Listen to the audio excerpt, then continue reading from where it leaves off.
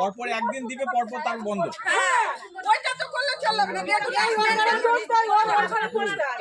ট্রাক্টরের দৌরাত্মের প্রতিবাদে ট্রাক্টর আটকে রাস্তা অবরোধ এলাকার মহিলাদের।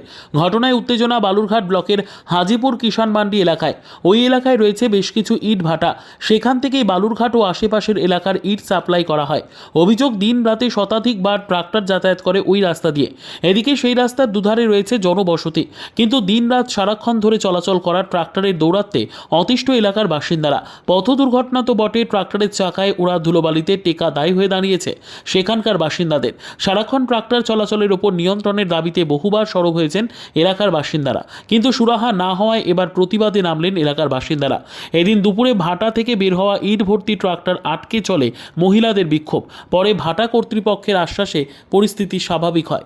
প্রচুর গাড়ি চলে, ট্রাক্টর থেকে আরম্ভ করে সকাল থেকে একদম ভোর থেকে সারা রাত সারাদিন অল টাইম চলে।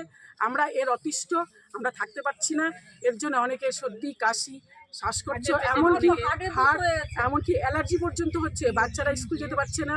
হ্যাঁ, আর যখন অনেক মানে ধুলো মানে বেরোনো যাচ্ছে না, তারপরে যখন আপনি জল দিচ্ছে তখন ট্রাক্টরগুলো সম্পূর্ণ এই রাস্তা এই 11টা, এই হাজিপুরে না মাহিনাপুর জানি না, মানে 11টা না 9টা ভাটা আছে। 9টা ভাটার একটাই রাস্তা। এটা কি সম্ভব বলেন? আমরা কি নিতে পারি? আরো রাস্তা আছে, কোনো রাস্তায় যাচ্ছে না। 9টা ভাটার রাস্তা এখানে যাচ্ছে। আমরা ঘরে থাকতে পারি না, দরজা জানলা বন্ধ করা আছে, এইরকম ধুলার স্পট ঘরের মধ্যে। রাস্তাটা দেখেন, রাস্তাটা সাদা হয়ে আছে। এটা পিচের রাস্তা না কাঁচা রাস্তা কেউ কি বলতে পারবে? দেখেন রাস্তাটা, কেউ বলতে পারবে না।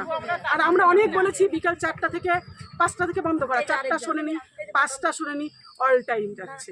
আমরা তো একটু বেরোবো বলেন বিকালবেলা? আমরা তো সারাদিন গৃহকর্ম করে একটু বেরোতে চাই, বাচ্চারা একটু খেলবে, কিচ্ছু করতে পারি না। আপনারা কি চাইছেন? আমরা চাইছি মানে একটা সিস্টেম চল। এতগুলো ভাটার গাড়ি, 2টো ভাটা আছে, এগুলো এই 2টো ভাটা যদি চলে তাহলে আমরা ঠিক আছে। অতগুলো ভাটার আমরা নিতে পারবো না। পঞ্চায়েত কোথাও বাদ দিন, সব জায়গায় গিয়েছি এই রাস্তার জন্য। লাস্ট কিষান মান্ডি হওয়ার জন্য এই রাস্তাটা হলো, কিন্তু তাছাড়া সেই রাস্তা তো হতো না। কিন্তু সেই রাস্তায় মানে যা অবস্থা এখন, আপনারা এ মাথা থেকে ও মাথা অবধি দেখলে দেখবেন রাস্তার অর্ধেকই শেষ। আর সারা রাত্রি গাড়ি চলে, সারা দিন গাড়ি চলে। লোক অতিষ্ঠ হয়ে গেছে। রাত্রে বড় বড় ডাম্পার ঢুকছে ভাটার, তো সব ভাটার গাড়ি তো এটা দিয়ে যাচ্ছেই। প্লাস যদি কোনো খাল কেউ কিনছে, হয়তো কিনে সেটা প্লট করে বিক্রি করবে, সেইটা ভরার জন্য মাটি এই রাস্তা দিয়ে যাচ্ছে।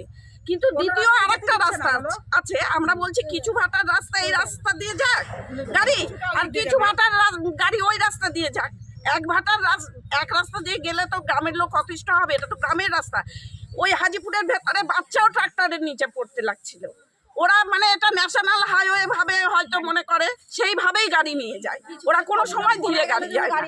আর প্রতিবার ভাটা মালিকদেরকে ডেকে বলা হচ্ছে যে রাস্তাটা রেগুলার পরিষ্কার করতে হবে, তোমরা ঝাড় দাও টাইমলি, জল দাও টাইমলি। ওনারা তা করবেন না। ওরা না 2-3 দিন হয়তো করলেন, যেই সময় লোক চলাচল করবে রাস্তা দিয়ে সেই সময় ঝাড় দিচ্ছে, জল দিবে সেই টাইমে। ভোরবেলা দিক লোক তখন চলাচল করে না, বা সন্ধ্যার পর দিক লোক চলাচল করে না, ওনারা তা শুনে না। ব্যুরো রিপোর্ট, উত্তর বাংলা সংবাদ।